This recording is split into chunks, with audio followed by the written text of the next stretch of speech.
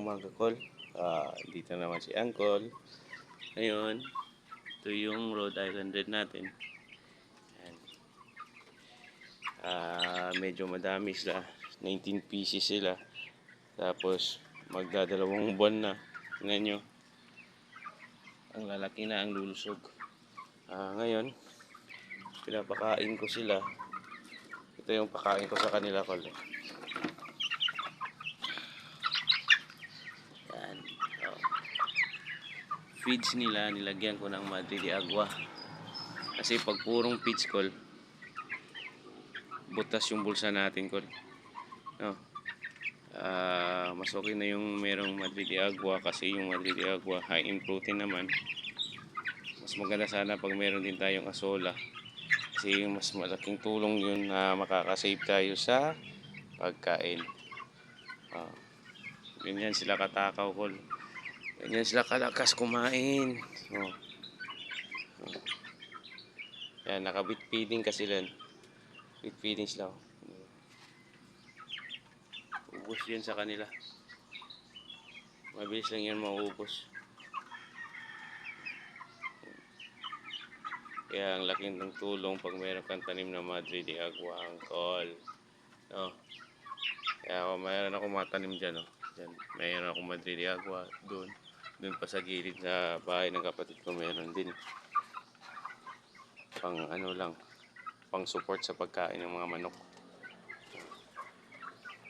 Ito, Col. Tinatakbo nyo. Ito, Col. First time ko lang mag-alaga nito. Mag-alaga ng Rhode Island Red.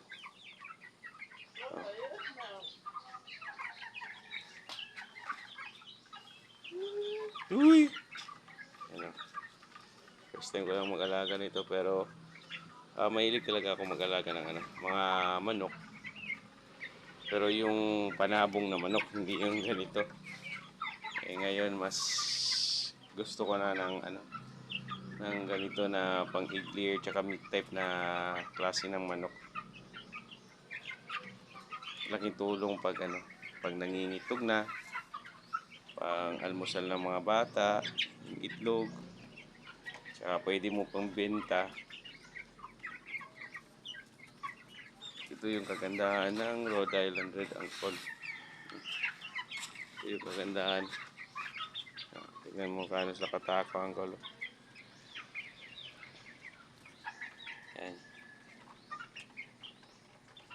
Magdadalawang buwan pa yan ngayong buwan na to, Uncle. Sa 30. Ganyan na sila kalalaki. Tingnan nyo.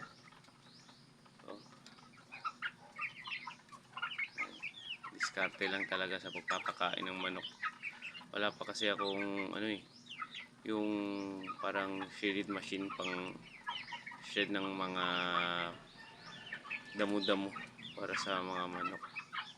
Ganda sana pag meron ganun para pinong-pino talaga yung mga dahon. Kaso lang wala pa tayong budget.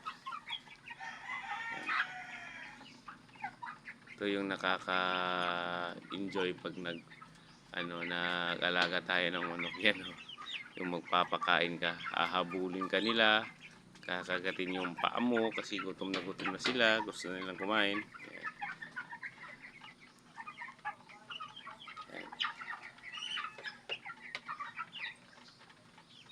Baka pagdating ng buwan ng July, baka mangingito na yung mga babae nito.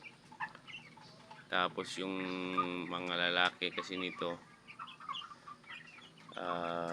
ibebenta ko or isa-swap ko para in case may sa pagkakasta ng manok hindi sila mag-inbreed dahil magkapatid.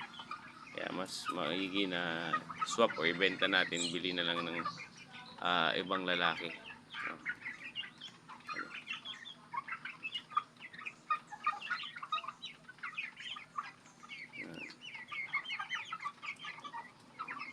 Dito ko sa nilagay sa likod ng bahay ko. Dito kasi malamig, maraming puno, tsaka saging para iwas stress din sa mga manok. Lalo na nga ngayon, malapit na mag-summer. Ilang buwan na lang, summer na naman. Medyo mainit kaya dito ko sila nilagay. Para safety yung chicken natin. Yan lang, Uncle. Paki-like and subscribe na lang. Thank you po.